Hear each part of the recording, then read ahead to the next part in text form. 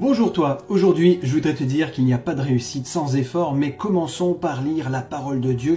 Faites tous vos efforts pour joindre à votre foi la vertu à la vertu, la science à la science, la tempérance à la tempérance, la patience à la patience, la piété à la piété, l'amour fraternel à l'amour fraternel, la charité. Nous ne sommes pas appelés à être des pantins, mais des hommes et des femmes libres de choisir et d'assumer nos choix. Imagine que tu es pilote d'avion ou chirurgien, c'est ton rêve, ta vision. Miracle! Sans rien faire, tu te retrouves commandant de bord à bord d'un A380 ou dans une salle d'opération d'un grand hôpital universitaire. Que va-t-il se passer? Sachant cela, moi, je prendrai un autre avion que le tien et j'irai me faire opérer dans un autre hôpital que le tien.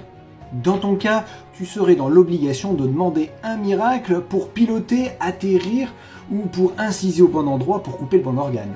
Finalement, tu aurais le sentiment de n'être qu'un bon à rien.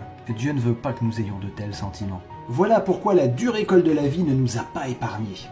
Elle nous enseigne à lutter avec patience et persévérance, étroitement dépendant de lui jusqu'à la victoire. L'épreuve, écrit Martin Gray, qui a connu les camps de concentration et la disparition de sa famille dans un feu de forêt, c'est pour l'homme le moyen de se connaître et de grandir. Imagine un autre scénario dans lequel Joseph n'eût rencontré ni obstacle ni épreuve. Paf, un coup de baguette magique et le voilà Premier ministre. Que serait-il devenu sans expérience de la foi? Sans lutte pour rester fidèle? Sans connaissance de l'être humain? De sa grandeur et de sa petitesse? De sa force et de ses faiblesses? De sa loyauté et de ses trahisons? La formation de Joseph fut extrêmement difficile, mais le Seigneur savait qu'elle s'imposait pour assumer les plus hautes responsabilités. Quel est le secret de l'extraordinaire réussite de Joseph? La confiance en Dieu et la fidélité à ses commandements.